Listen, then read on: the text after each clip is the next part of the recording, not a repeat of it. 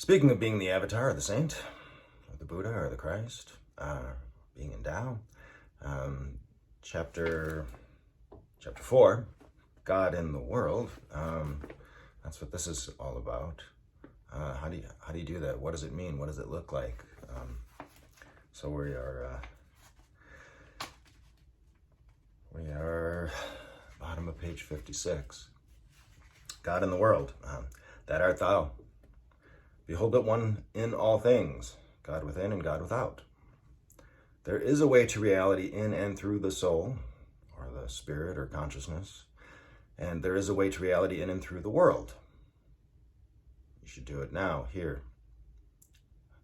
That's what you are, right? Whether the ultimate goal can be reached by following either of these ways to the exclusion of the other is to be doubted. The third, best and hardest way is that which leads to the divine ground simultaneously in the perceiver and in that which is perceived. Huang Po. The mind, capitalized, is no other than the Buddha. So consciousness is no other than the Buddha. And Buddha is no other than sentient beings. When mind assumes the form of a sentient being, it has suffered no decrease. When it has become a Buddha, it has added nothing to itself. So to this grace of what? Grace, they just keep using grace.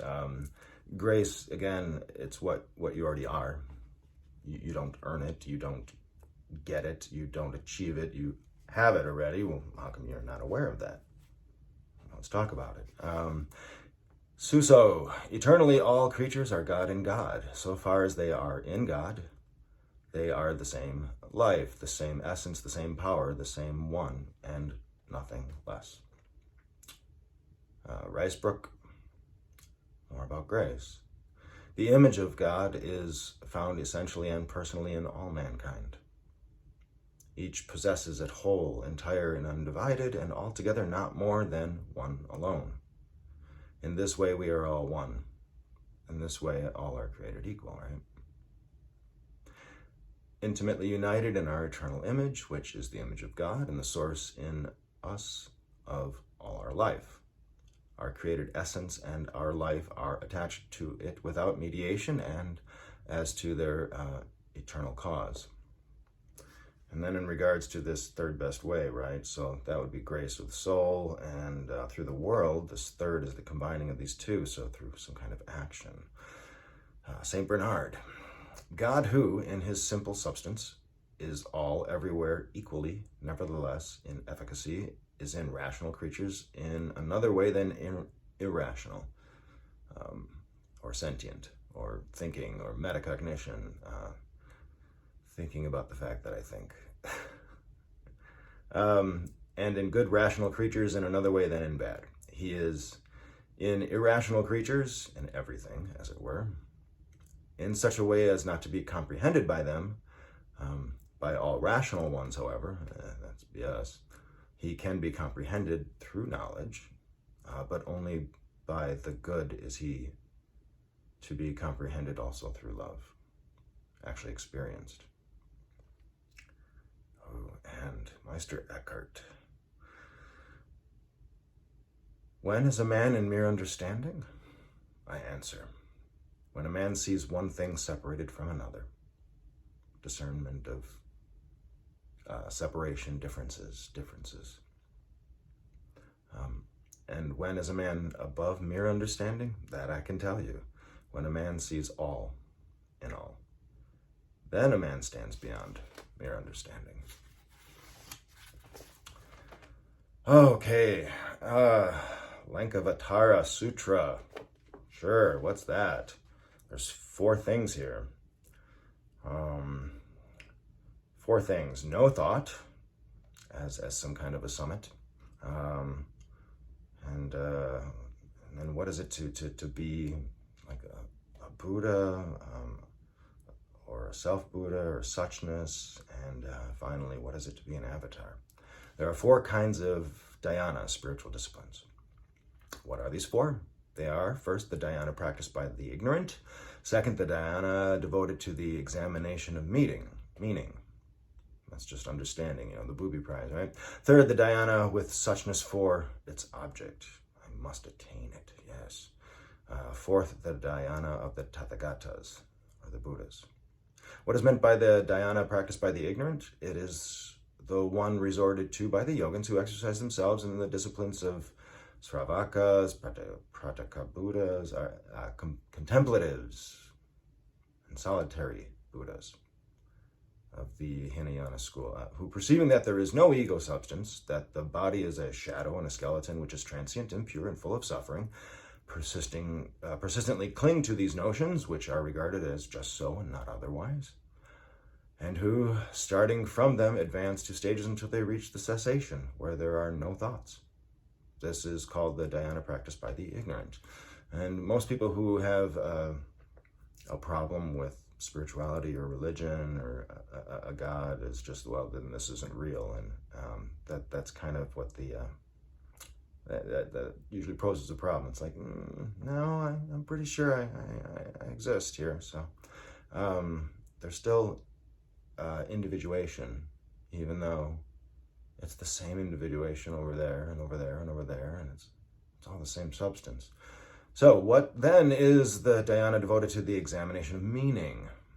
Well, all right, what does that even mean, right? It is the one practiced by those who, having gone beyond the egolessness of things, beyond individuality and generality, beyond the untenability of such ideas as self, other, both, which are held by the philosophers, proceed to examine and follow up the meaning of the various aspects of bodhisattvahood. What does it mean to be the Buddha? This is the dhyana devoted to the examination of meaning. Surely there's got to be meaning here, right? What is the dhyana and tathata, or suchness, as its object? When the yogin realizes or recognizes that the discrimination of the two forms of egolessness is merely imagination, and that where he establishes himself in the reality of suchness, there is no rising of discrimination. This I call the dhyana with suchness for its object. But the problem is, for its object, it's not to be attained. It's to be remembered, recognized. What is the dhyana of the Tathagata? When the yogin, entering upon the stage of Tathagatahood and abiding in the triple bliss characterizing the self-realization attained by noble wisdom, devotes himself for the sake of all beings to the accomplishment of incomprehensible works. This I call the dhyana of the Tathagata. And that's from the Lakavattara Sutra. What does all that stuff mean, right? It's just simply about remembering and seeing it everywhere and just wanting more of, what's that? What is that? What is that experience? I must already be it. And I see it everywhere. When followers of Zen fail to go beyond the world of their senses and thoughts, all their doings and movements, here we go, avatar state stuff, right? All their doings and movements are of no significance. But when the senses and thoughts are annihilated, all the passages to universal mind are blocked. That's not the point. And no entrance then becomes possible. So, the original mind is to be recognized along with the working of the senses and thoughts. You must be it now. Only it does not belong to them, nor yet is it independent of them. Do not build up your views upon your senses and thoughts. Do not base your understanding upon your senses and thought, but at the same time, do not seek the mind away from your senses and thoughts. Do not try to grasp reality by rejecting your senses and thoughts, when you are neither attached to nor detached from them. Then you enjoy your perfect, unobstructed freedom. Then you have your seat of enlightenment. That's Hang Po. Oh, yeah. So, let's try to get that, right? True, such perceptions cannot be had by all perceivers, for knowledge is a function of being, but the thing known is independent of the mode and nature of the knower. I've mentioned that before. The mode of the knower, the mode of knowing is in the mode of the knower. How you see yourself is how you see everything else. So let's see here. All right. Yeah. Here's Motsu. It's like a warning. It's careful. Bottom of page 60. The Sravaka, literally hearer, the name given by Mahayana Buddhists to contemplatives in the Hinayana school, fails to perceive that mind as it is in itself. Has no stages, no causation. Disciplining himself in the cause, he has attained the result and abides in the samadhi, or contemplation of emptiness, for ever so many eons. However enlightened in this way, the Sarvaka is not at all on the right track. From the point of view of the Bodhisattva, this is like suffering the torture of hell. The Sarvaka has buried himself in emptiness and does not know how to get out of his quiet contemplation, for he has no insight into the Buddha nature itself, of being. Pranabuddha Sutra. When enlightenment is perfected, a bodhisattva is free from the bondage of things, but does not seek to be delivered from things. Samsara, the world of becoming, is not hated by him, nor is nirvana loved or sought, right? When perfect enlightenment shines, it is neither bondage nor deliverance.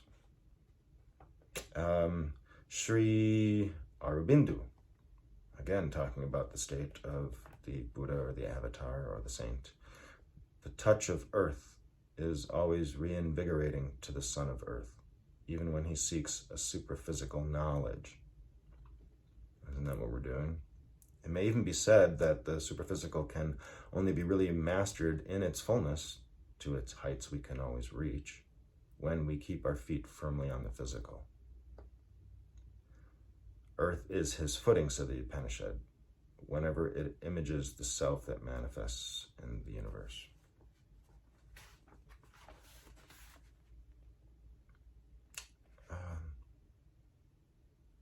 But when the hope is to know God inclusively, and that's what we're talking about, to realize the divine ground in the world as well as in the soul, temptations and distractions must not be avoided. Everything, every experience is what you need to experience, look at, delve into fully, and discover what is in there, what is that, what secret door lies hidden to realizing what true consciousness is. Temptations and distractions must not be avoided, but submitted to and used as opportunities for advance. There must be no suppression of outward turning activities, but a transformation of them so that they become sacramental. Mortification becomes more searching and more subtle. More, not less. More accountable, more responsible. There is need of unsleeping awareness and, on the levels of thought, feeling, and conduct, the constant exercise of something like an artist's tact and taste.